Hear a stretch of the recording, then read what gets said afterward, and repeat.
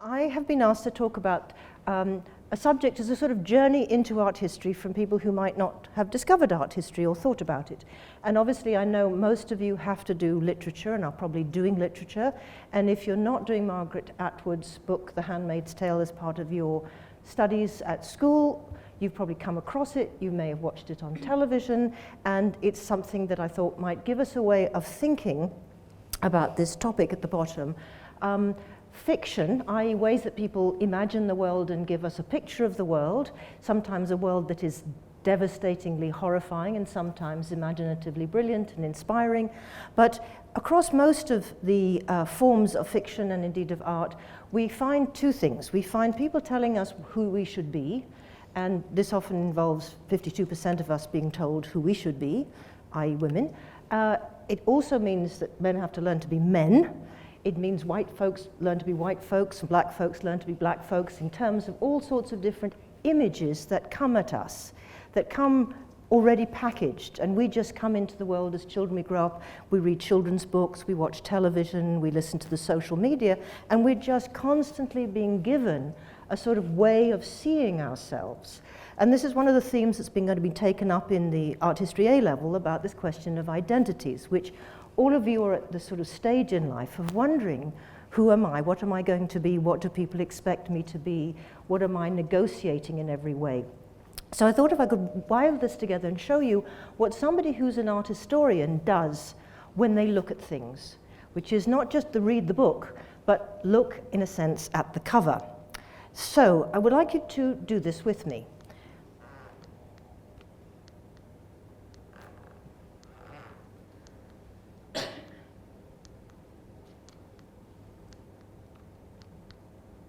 Now, do they have anything in common? Anybody suggest to me what you might think is the one thing they have in common? Yes? The name. The name. So they're all about Margaret Atwood. So we've got the author. Yep. The colour red. The colour red. Would you agree? This is something that in every sort of way they can do it. Okay, so that's immediately a message, right? What do we associate red with? Sorry? Danger. Blood? Any other good associations, bad associations? Yeah, shout them out. Sorry? Love. Love, yeah, we have red hearts for Valentine's Day. So we've already got the fact that colours are not just colours of, like there's a tomato or there's a red coat. They begin to signify something. They tell you something and they have different meanings. And the fact that everybody's picked that up, has picked up something from inside the book, which is not there.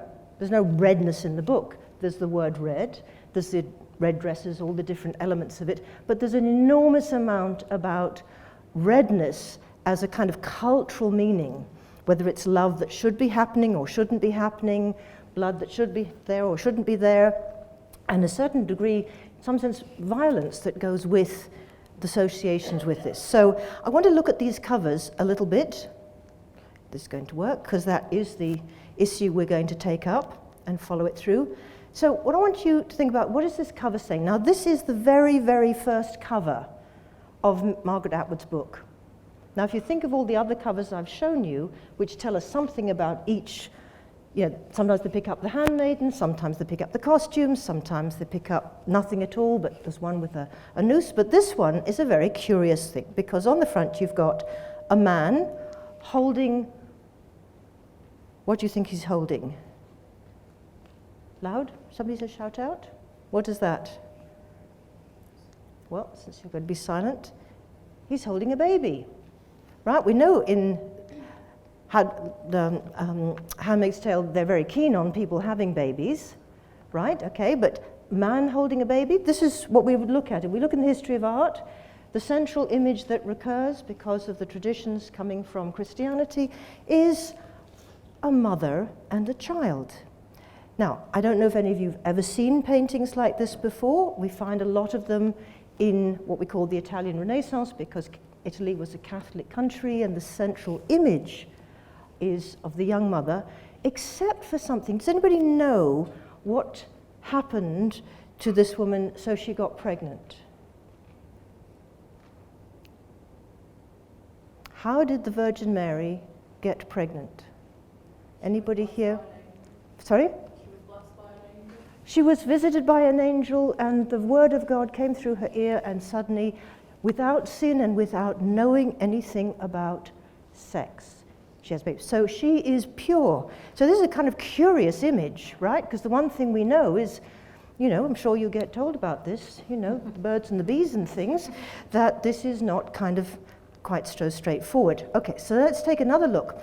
Now, because I'm an art historian, I know that what I see in the background, the man who's holding the baby, is actually a French painter born in Peru. His mother was an indigenous Peruvian woman called Paul Gauguin. And there he is, giving himself a self-portrait, and you'll see the apple. Never this works. Anyway, the apple at the back, and he's holding the snake. So what's that story? Anybody know what apples and snakes? Adam and Eve, Garden of Eden. What do? They discover the truth about sex. Right? That's what happens in Garden of Eden. They fall. So these are quite interesting things. The sinless virgin, and now we've got this one. And then we actually have the baby that he's holding is actually the baby, Jesus, you can see there. This is from another painting. And it has the face of the mother. So I'm very confused, I hope you are now, that they've put this together.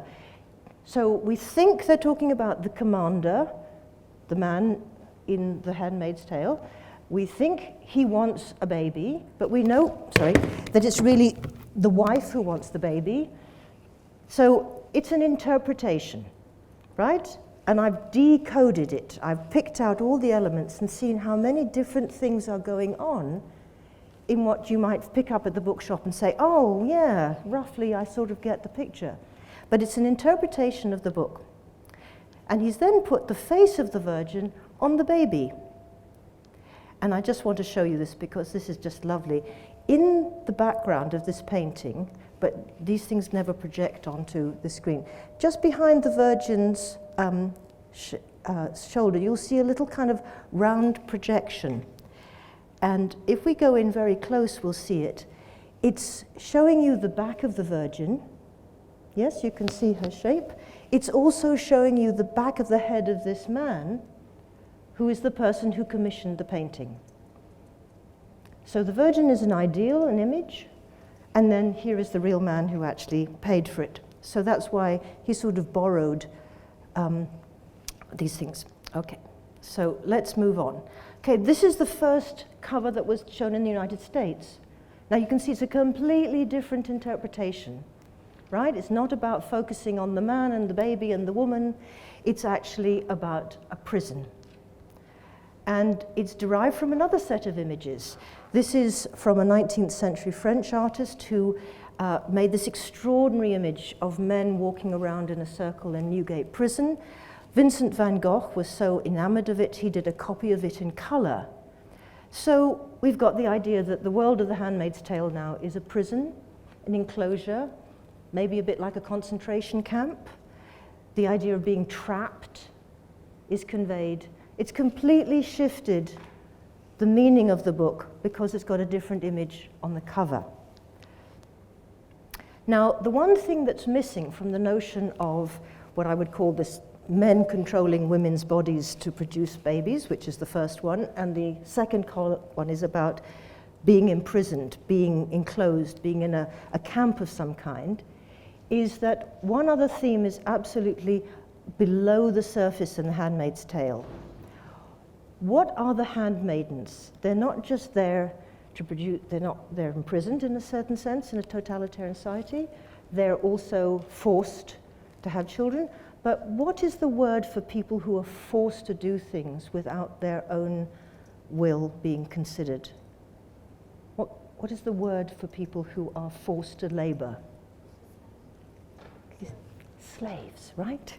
So what is missing from these covers is slavery, enslavement, one of the great crimes against humanity, which would not, The Handmaid's Tale couldn't be thought if you didn't have in the back of your mind this unrecognized history of enslavement.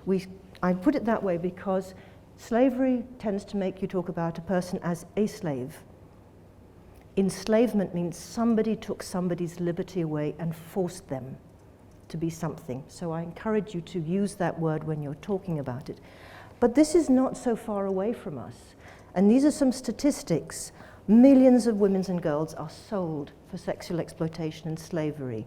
79% of all detected human trafficking is of women and children. So we need to not let that disappear out of sight, and we would like to think how we would do images of that. So let's just quickly go back to Atwood's women. She has aunts, these awful women who control everything and persecute the women. We have the wives, who are forced to not work and do anything, the handmaids who are enslaved and forced to be, as it were, sexual servants, the Marthas, who are women who are not going to have children but who have to do the domestic work. We have the economo wives, the people who are forced to be the wives of the lesser men, the workers. We have the Jezebels, who are the forced into prostitution, and we have the unwomen, women who are designated to have no place in society, who are sent off to clear the world of nuclear waste and other damaging things that will damage them. So that's an interesting vision of what it is. Now, when we look at the traditional ways that our societies think about women, we get the virgin or the girl, we get the wife, right? You grow up, get married, have the mother.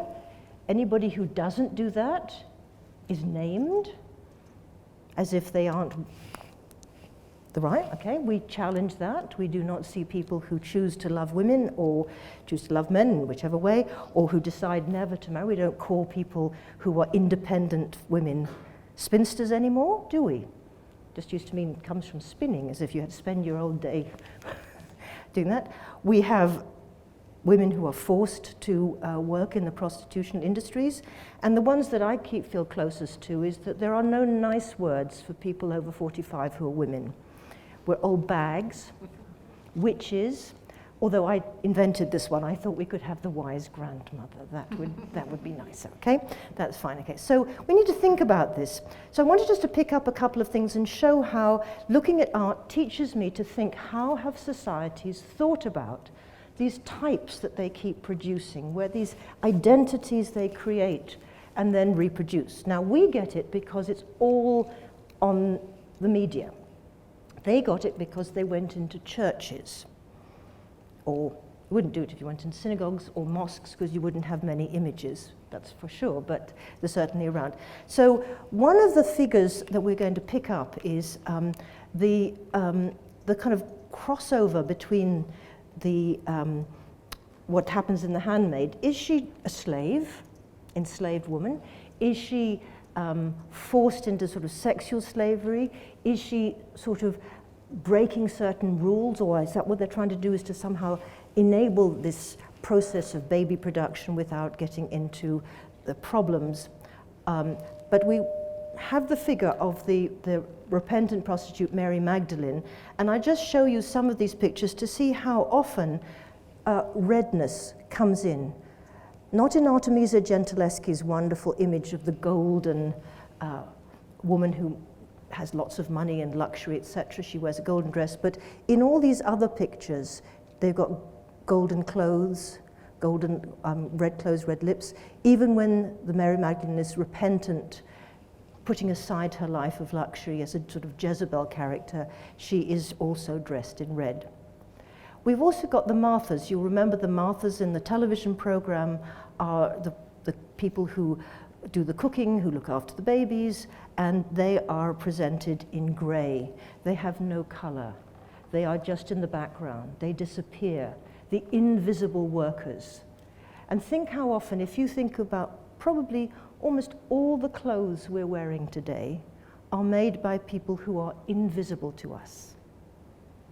Workers in factories in Bangladesh, in parts of the sort of the subcontinent, parts of Africa, who are invisibly working as the Marthas that keep our industries going. So we shouldn't just think of them as kitchen workers. Okay? And there's some beautiful paintings of the story where we get the notion of Martha, which comes from the Christian Bible, where there are two sisters, Mary and Martha. And one is always busying about saying, do you want some coffee? Have some more brownies. I've made all of this. And the other's saying, just shush, I just want to listen. Right? So we have Mary and Martha, and here's this wonderful painter, Johannes Vermeer, with the two of them. And he has to make a decision when he paints the picture. How do you represent two kinds of people? One who is very active, the worker, the serving. Notice her posture, right? Think how often you've been at a cafe or a restaurant and you didn't notice the woman or man who served you, didn't look them in the eye.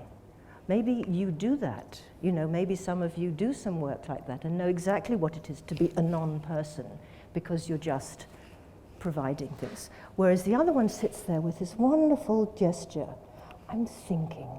I'm sure you don't sit in class saying, I'm thinking. Probably you rest your head when you might be, I'm sleeping. But that's beside the point, okay?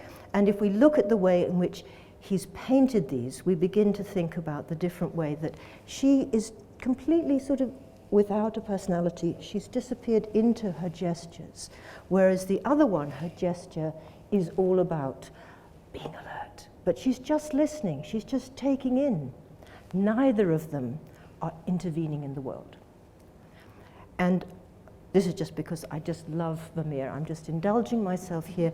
Two beautiful, beautiful paintings by this Dutch painter, which tell us about a Martha, the milkmaid, the woman pouring jug, and a woman who has got a little sort of slit, and then you can see the light is coming in and falls on what is a slightly swelling belly.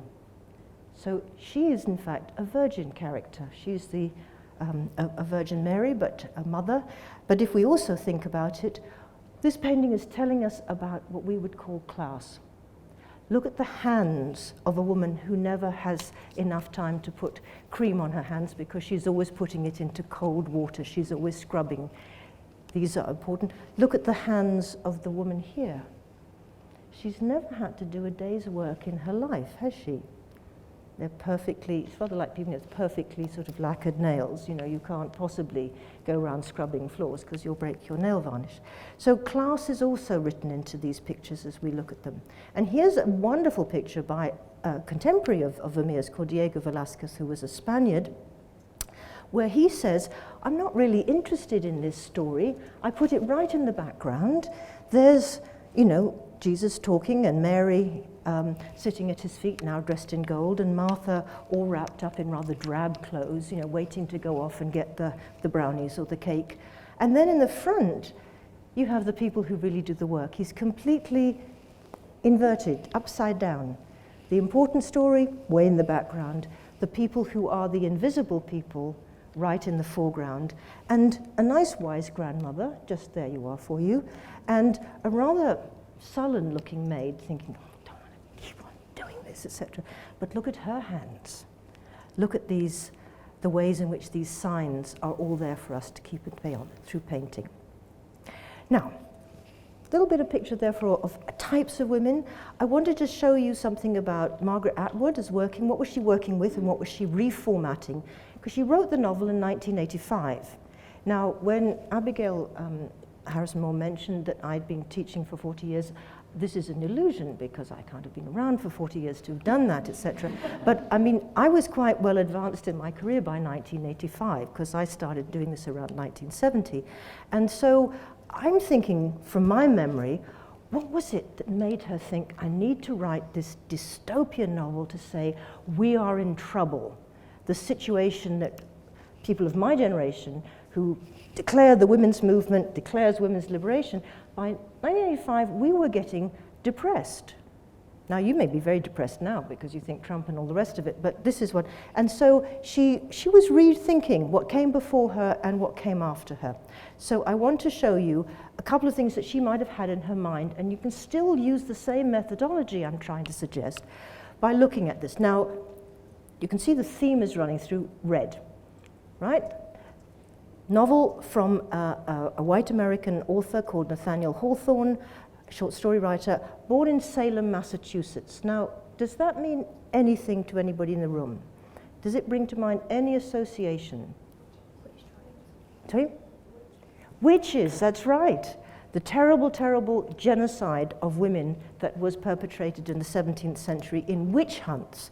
And so he's born at the city where there was a very famous outbreak of this persecution of women as if they were witches, okay?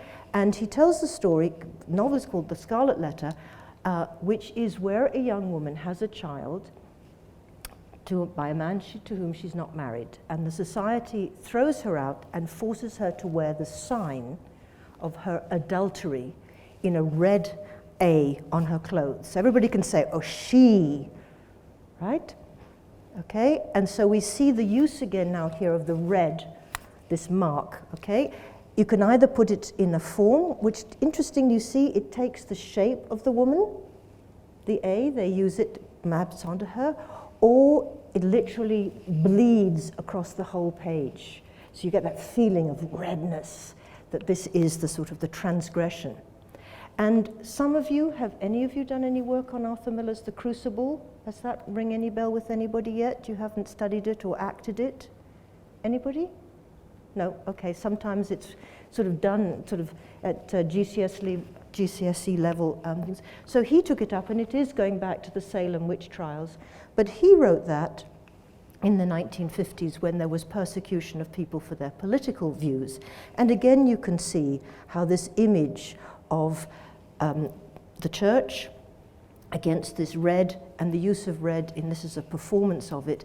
And you can also notice here that this is set in 17th century England, and it borrows therefore costumes of 17th century England, which meant that women always had to have their heads covered, and they're covered in white bonnets.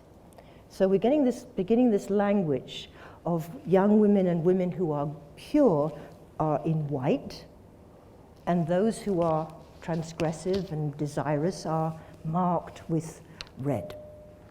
Okay, so she's definitely looking at that, and I love this cover, because if you look at it from a distance, you get that the line of the trees is an A as well. This is a painting of the figure of Hester Prynne. Now, my daughter is called Hester, and I didn't tell her father about Hawthorne's book, because my grandmother was called Hester, and I just loved the name Hester. Does anybody here called Hester or come across a Hester?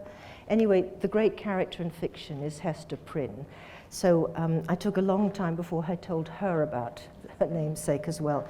But here's a painting of her, and this is, again, the image of the Virgin and Child, the mothers and children, and then notice what they've done when she's a wrong-un, okay? They have to make her look, her eyes are different, her hair is that wild, it's not beautiful gold or neatly behind her head. Notice how often, they're blonde, these virgins, and then she has to look as if something terrible has happened to her. Now, this is one way of doing something, but you probably know from the language that you hear around you and on the social media that there are lots of unpleasant words used of young women at a certain age. Yeah, okay? There's a kind of violence used in words. And this is translated into images. This is the same thing, which is somehow you cross a line, you've become a different kind of person. You will be represented differently, you'll be named differently, you'll have to live with it. I recommend these films, they're really quite stunning. So let's just go back quickly before we finish to The Handmaid's Tale itself. Okay, what are the signs of the handmaid, and what do they tell us, and what ways can we read them?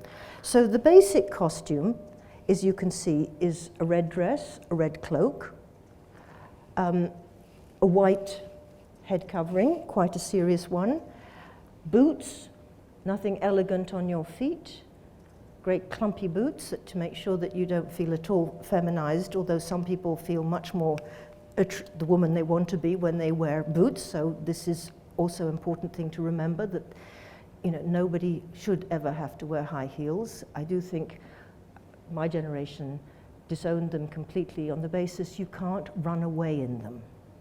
Never wear a pair of shoes you can't run fast in. This is a good rule I've tried to pass on. Okay, so and here we have the full dress. Now apparently, Margaret Atwood's told us that she saw this can of Dutch kitchen cleaner, which had a traditional Dutch bonnet on the woman that terrified her as a child. Why has this woman got no face? She's simply covered with this white. And that's where she got the idea for the helmet. Most recently, of course, you've seen that the latest series of The Handmaid's Tale includes the notion of women being literally gagged, silenced. So when we come back to covers, we can see how much this particular bonnet becomes the actual sign. It can even literally hear there'll be nothing in it but the sort of enclosing of women in this. Now, in this day and age, this is quite complicated. I'll just leave this. I mean, we get back to the combination now of how this has become a popular issue. The red costume, the white headdress. We can even buy a Halloween costume, blessed be your Handmaid's Tale. This is, you will know who this is dressed up. I'm not going to mention it. And then I found this. You see, nothing can be saved from transformation into what we think of and what you know about, which is this particular concept of what it is to be, a gorgeous straight woman, right? Okay, you can transform anything, and since you responded, you don't need it. And you can buy it for yourself, $64.95 on the interview, and even write a review. Okay, but that's for you. Okay. But the point I want to make is body and head covering or head exposing is absolutely what you are trying to negotiate at this particular stage in your life and around you. I'm sure all of you take selfies. I'm sure all of you upload loads of them. I'm sure this is, in fact, a kind of currency. Would love to know, probably there are more selfies on the net at the moment than anything that was ever made in the history of photography before now. We know that these are producing anything. The question is, how much pressure are you experiencing in your life to dress in a certain way, or to not dress in a certain way, or to present yourself as a certain kind of image, or to expose your body in certain ways or not, or who and what is the model that you think you want to become like, or how you decide how to fashion yourself, or do you want to hide from the types that you're being offered? Do you want to make other types to somehow correspond more closely to the way you feel yourself? And then if we think about the big debates out there about head covering, very crucial issue. I've shown you a group, some Muslim women in a mosque on the left from Eastern Europe, some very Orthodox Jewish women who are also obliged to cover their heads and wear clothing, scenes from that kind of great event a couple of years ago about bikinis, women not being allowed to go on the beach in the south of France covered, okay? And we now have a whole fashion world of head coverings of different kinds, including Nike, just in case you want to be a super sportswoman and maintain it. But of course, what happens when we look at the great movie stars? The great style in the 1950s was to wear a headscarf. Nobody mentions this. Grace Kelly would never have been seen without it. Audrey Hepburn, Marilyn Monroe, Elizabeth Taylor, Brigitte Bardot, all of these. This was it. So we have to think with images and think about the meanings of these. They're not fixed in stone. They are always very relative. And this is my favorite cartoon.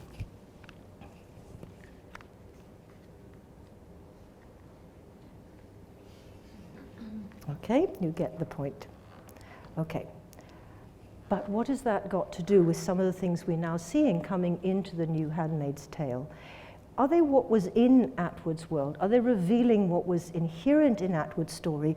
Are they telling us something much more dramatic about the society in which we live, in which the imagination of people who write television goes further and further towards imagining violence? And we have a kind of complicated situation here. If they don't tell you by images, by stories, that society can be dangerous, in terms of what people might want to do, or are they not, if they don't tell us, then they're not telling us truth, but if they show us these things, are they helping us or encouraging us to participate directly or indirectly into a kind of enactment of violence against women? So when I see these images, they are images of something that in the narrative of this TV series somebody has done, and we say that's wicked and terrible, and yet at the same time we are seeing an image of something that has been done, right? That has been made for us to look at in a certain kind of way, and it changes us because we see violent images. We become much more susceptible to excitement around violence, expecting it, wanting it, and not thinking about this correlation between images of violence and accommodating us to violence. And this is why I think The Handmaid's Tale is not dystopian, it's horror. This is what The Guardian said is the most purest sense, The Handmaid's Tale. And of course you will know from anything you've done, dystopia comes from the Greek word meaning bad, topos, place, so it's a really bad place, but we use that, I'm in a bad place, but this is a really terrifying universe. Utopia was created by Thomas More, and you just have to have another lovely painting by Holbein just to see how this is the man who invented this and wrote about it, but it actually means no place, right? The opposite of a bad place isn't just, in fact, a simple good place, it's actually a place that may not exist, although it could be a good place if we could invent it. So, what is the role of art, literature, films, in imagining places for us? Sometimes imagining the worst of worst places, sometimes imagining places so that we should be so scared we think we'll never let this happen, or maybe we just become used to it. We are becoming party to a kind of violent world. So how do we dream of something else? So we have this whole fiction of telling us, in the present, things are happening that if I just enlarge them and project them forward, you will see more clearly. Dystopian fiction isn't about a future or a bad place somewhere else. It's about the already present elements of bad places. So it's meant to make you anxious and aware. It's meant to teach you something's going on that is here, and you will maybe have people have watched The Hunger Games and seen that. That's one of the great dystopian visions. But anyway, why do we like horror movies? We sometimes enjoy being scared. We don't think we're going to encounter anything like this, but what happens when it's too close for comfort? And I'm getting to the end. Can it be a warning about the present that we do not see? So what I've been trying to show you here is what we do when we do art history is we kind of don't take anything for granted. We just look at the images, we look at the details, we look at the story, the sort of visual stories. We draw upon the great wealth of images that people have made in all societies and all cultures, mostly to not just to make pictures of the world, but to tell somebody something. This is what you should believe, this is what you should be like, this is what we fear, this is what we dream of, right? So we do need to think about becoming good at reading images, and never more intensely than now, when although you were probably encouraged to read books and do read books, we're in a library, which is great, in fact you are absolutely saturated by images you make, images you receive, because your culture is the culture of social media, not the culture of the book, like there Mr. Thomas More sitting there writing a book, longhand. And so we need to think about that. And although Gilead is removed from our own, it's a kind of science fiction or a speculative fiction, it's horribly close. And everything that happens in it is actually a direct sort of image of what is happening in our world. And it sounds extreme to say it. It looks as if it's the most extreme form of the abuse of women, of the classification of women, of the enclosure of women, of the enslavement of women, and yet it just is a very perfect picture of what is not invisible, but is very recognizable: misogyny and victim blaming. So let me just go back to that 1971 that you have to imagine. Terrible dress sense, obviously, we had in those days. But we did have a moment when women revolted. And in color, no, in black and white, we see a mixture of women of all kinds coming together and calling on women of the world to unite.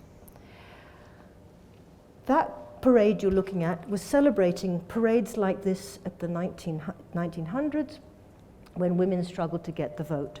And you will notice that in the 1900s, the women are dressed in what color? What are the women in the street dressed in? White, because they're not meant to try and go out on the streets. They have to say, we are so pure, we are such true women, we just simply, politely want to vote. We just want to have a place in the world in which we can express our opinions. So they carefully fashioned these parades with the same care that Atwood designed the handmaid's costume to say something by the clothes they wore. Always dressed in white. They were not red women, because that's what they thought people on the street, women on the streets would be red women, scarlet women, you know, okay? So they were dressed in white. And then I want to end with this, of course, when there was the Women's March in Washington in 2017, when Trump came, what did they wear? Pink hats, right? Pussy hats. A sea of pink. Not red, not white, not black, not white, or red, or red. And this is now in the Victoria and Albert Museum. This is back to Abigail's thing, the study museums, where they actually have collected these pussy hats, where they took the language, the sort of the locker room language, and say, yes, okay, and you always call us cats anyway. So this is when you use the language and the imagery in a form of public political life. Okay? So what I'm trying to be asking you to do is to look at the language of images through this prism of the language of color. Both are teaching us what to be, who we are, making us fashion our identities around religious, cultural, political, sexual identities. So we need to be able to read these signs, to make choices, and also to change images. And the way that we teach art history now, whether we're delving into Egyptian mummies to Renaissance, altarpieces, through to portraits, through to all sorts of images, etchings, prints, all these things, all this image culture, we are looking at it in terms of history, but we're also looking at them because we learn from that discipline of how to read images which enable us to see in our own societies things that become invisible to us, sometimes even when they're so visible because the images are all around us. Thank you.